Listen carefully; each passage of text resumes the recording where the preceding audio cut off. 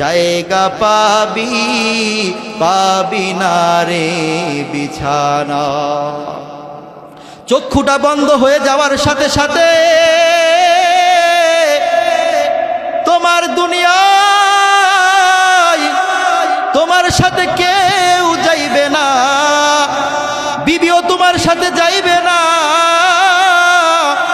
সন্তানও তোমার সাথে যাইবে না, তোমার পরম দুঃখিনী মাও তোমার সাথে যাইবে না, তোমার বাবাও বলবে না আমার ছেলেটা, কখনো আমার ছেলেটাকে অন্ধকারে আমি ঘুমাতে দেইনি। এই সন্তানটা ওই গভীর জঙ্গলের মধ্যে কিভাবে থাকবে, কিভাবে আমার সন্তানটা মাটির নিচে অন্ধকারের মধ্যে থাকবে, আমি আমার সন্তানের সাথে থেকে যাই। খোদার কসম করে বলতে পারি দুনিয়ার কোনো মানুষ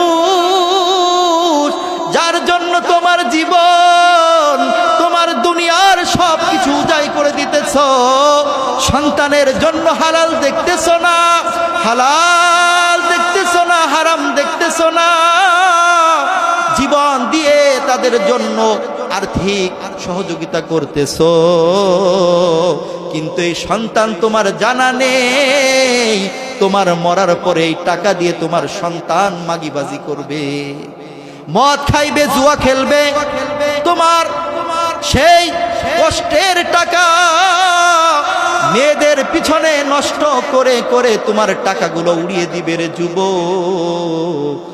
তুমি তোমার বাবার সম্পদগুলো কেমন করে নষ্ট করতেছো, অথচ তোমার বাবা কত কষ্ট করে এই সম্পদগুলো অর্জন করেছে।